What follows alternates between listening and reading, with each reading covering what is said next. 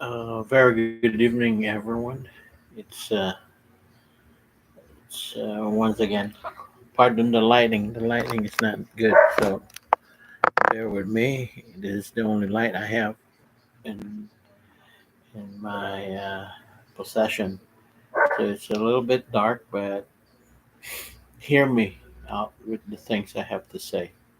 First of all, the title of this blog says about Marcoses, Dutertes, many more roques and quiboloys, marcoletas, and all that. These people are holding the Philippines down instead of progressing. Everything is going down, and here's why. The Marcoses have long been, they have been seen as a clan of corrupt people. Not basically themselves, but their cronies. There's so many forms in which uh, their families and their clans, you know, enrich themselves through government funds and all that.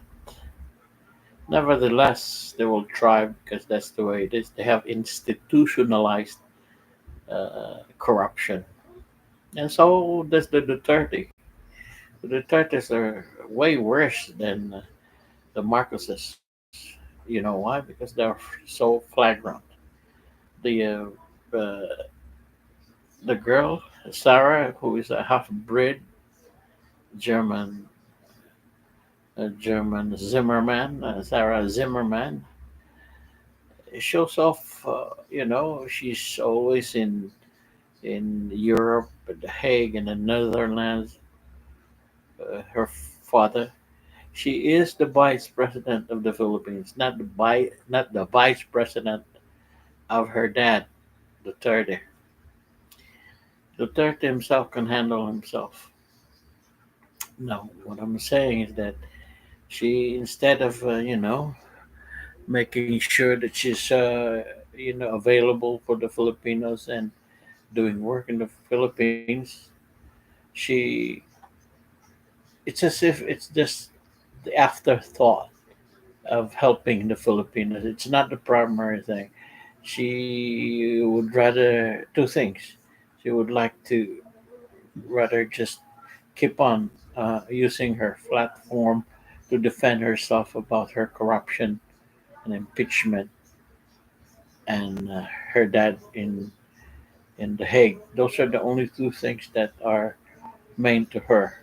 She's she has no main program of helping the poor or alleviating the the flooding and all that. She would not help. She's on her own. Then you have. I told you not to vote for this Marcoleta. Here's why. The guy is, uh, you know, he's in there again for Dutertes. He thinks that tradition is law. So of course it is not. I still thinks that, and everything he does is primarily for his own sake, not for the sake of the Filipinos. And Roque, I think, is one hell of a crazy guy. Instead of answering the accusations of him in court, his forum, he answers everything through entertaining media, like YouTube and all that.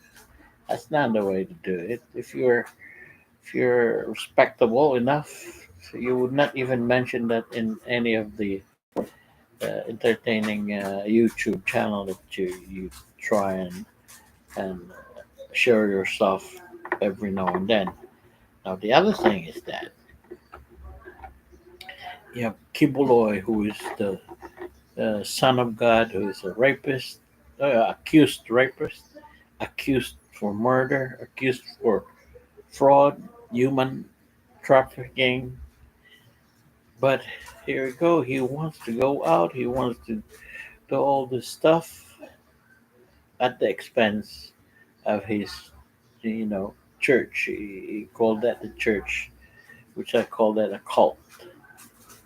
Now, what are we trying to do? Sure, if we don't, if we don't have a way to make these things, reverse itself, if we don't reverse the, trajectory, trajectory of what is going, corruption, the Dutertes, the Marcoses, and all that, nothing will ever come for the future of the Philippines in the next 50 years. Whatever 50 years before has never happened in terms of progress.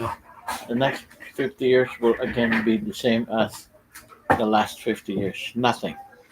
Flood will be there. Corruption will be just, just going to be left and right, and then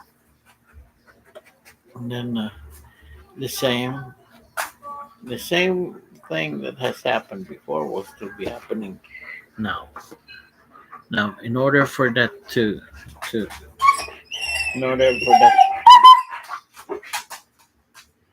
in order for that to end, it is better to have a revolution. Yeah, that's the best thing. Okay, I may have to end this stream because I have a pet dog that's bugging me.